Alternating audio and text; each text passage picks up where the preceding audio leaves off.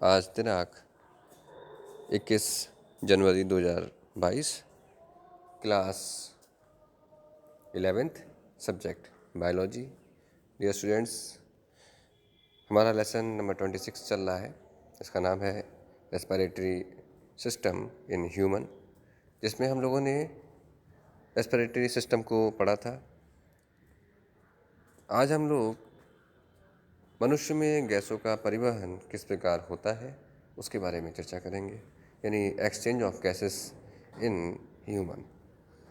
तो ये तो हमें पता है कि गैसों का विनिमय किसके द्वारा होता है। किसके द्वारा होता है? तो वो लंग्स के द्वारा होता है, यानी कि फेफड़े, फुफ्फुस। फुफ्फुस, फेफड़े अर्थात लंग्स, ये कार्बन डाइऑक्साइड को बाहर की ओर निकालते हैं और शरीर के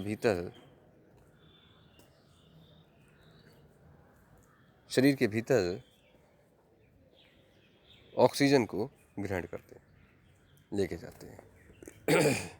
तो जैसा कि हम जानते हैं, सभी जीव श्वसन क्रिया के अंतर्गत कार्बन डाइऑक्साइड निष्कासित करते हैं तथा ऑक्सीजन यानी O2 ग्रहण करते हैं।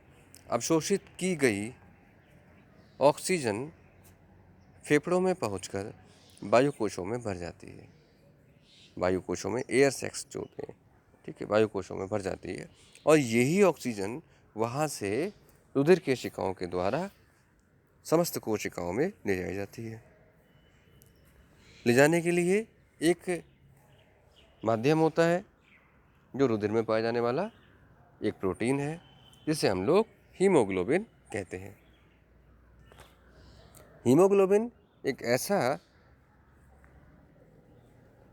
ऑर्गेनिक कंपाउंड है जो हीम मतलब अर्थात आयरन और ग्लोबिन मीन्स एक प्रोटीन है, दोनों से मिलकर बना होता है।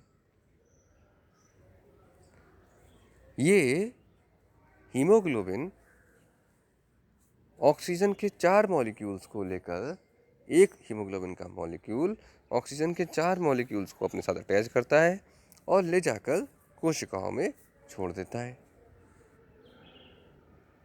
वायु कोश रुधिर केशिकाओं से संबद्ध होते हैं। ये रुधिर केशिकाएं यानी कि वही ब्लड कैपिलरीज वायु कोशों से ऑक्सीजन ग्रहण करके शरीर की सभी कोशिकाओं में लेकर जाती हैं तथा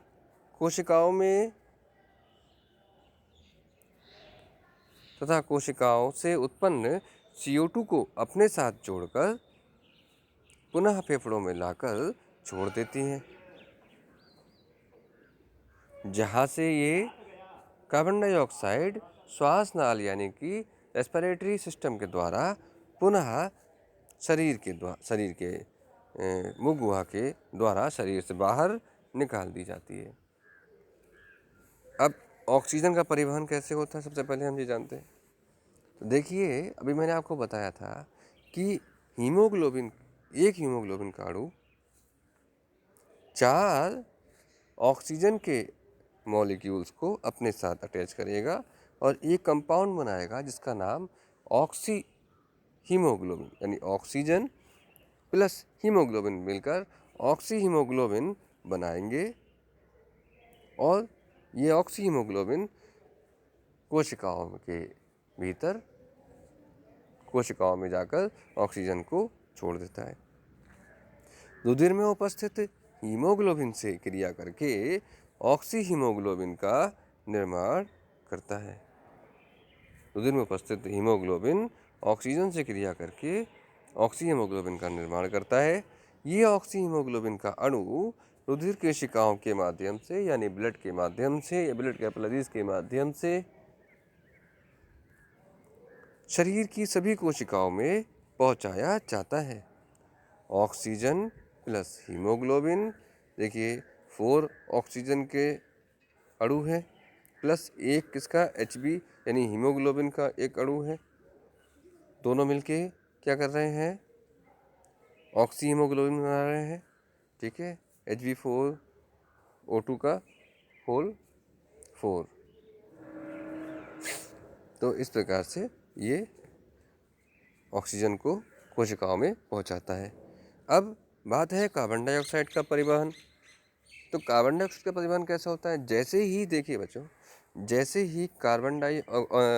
ही ऑक्सीजन यानी ऑक्सी हीमोग्लोबिन ने ऑक्सीजन के मॉलिक्यूल को कोशिका में छोड़ा, तो वहाँ एनर्जी बनने के फलस्वरूप बना एक बाई प्रोडक्ट जिसे हम लोग कार्बन डाइऑक्साइड बोलते हैं, वहाँ उपस्थित होता है। तो कोशिकाओं में उपस्थित CO2 तुरंत ऑक्सी हीमोग्लोबिन से टूटे हुए हीमोग्लोबिन के साथ में अटैच कर जाती है, तुरंत उसके साथ में अटैच कर जाती है और एक कंपाउंड बनाती है जिसे हम लोग कार्बोक्सी हीमोग्लोबिन कहते हैं। क्या कहते हैं? कार्बोक्सी हीमोग्लोबिन कहते हैं। ठीक है। अब ये कार्बोक्सी हीमोग्लोबिन ब्लड कैपिलरीज के माध्यम से पुनः फेफड़ों में आती है और फेफड़ों के द्वारा शरीर के बाहर निकाल दी जाती है। इसमें विभिन्न प्रकार से कार्बन डाइऑक्साइड का परिवहन किया जाता है। जैसे कि देखिए, ऑक्सीजन के फलस्वरूप CO2 का निर्माण होने लगता है। ये CO2 हीमोग्लोबिन से क्रिया करके कार्बोक्सी हीमोग्लोबिन बनाती है।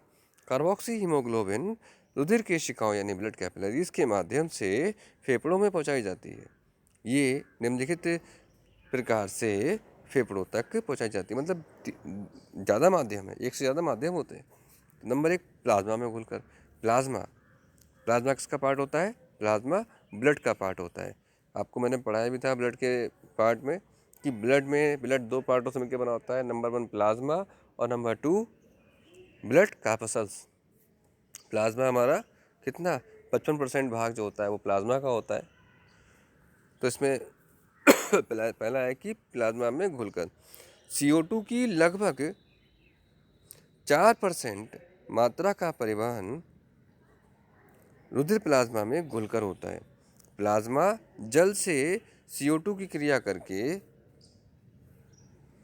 कार्बनिक अम्ल बनाता है, जैसे कि CO2 + H2O = H2CO3 यानी कार्बनिक अम्ल। दूसरा है बाइकार्बोनेट्स के आयनों में घुलकर। इसमें ये कार्बनिक अम्ल तुरंत बाइकार्बोनेट्स आयनों में टूट जाते हैं और अधिकांश बाइकार्बोनेट आयन रुधिर से विसरित होकर प्लाज्मा में चले जाते हैं। जैसे CO2 + H2O तो क्या बना था? H2CO3 कार्बनिक एसिड बना था और ये H2CO3 तुरंत टूट के क्या बनाएगा? हाइड्रोजन आयंस बनाएगा और HOO3। ठीक है।